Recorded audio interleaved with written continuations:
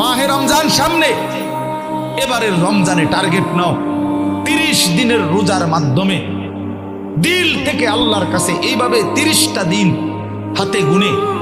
তুমি আল্লাহর সাথে ওয়াদাবদ্ধ হও যে আল্লাহ 30 দিন আমি রোজা রাখবো, এবং যৌন চাহিদা, লজ্জাস্থানের চাহিদা, অশ্লীলতা, বেহায়াপনা, নর্তকী, নাচ গান, উলঙ্গ ছবি দেখা, নারীকে নিয়ে চিন্তা ভাবনা, মেয়েকে নিয়ে অশ্লীল চিন্তা ভাবনা,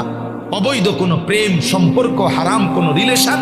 এই সব ত্যাগ করে বন্ধু 30টা দিন মনোযোগ দিয়া রোজা রাখো, তারাবি পড়ো, ইফতার করো, সাহারি করো, তাসবিহ পড়ো, তেলাওয়াত করো, কোনো আলেমে দ্বীনের সাথে উঠা বসা করো, ইমাম সাহেবের সাথে সম্পর্ক করো। ইনশাআল্লাহ দেখবা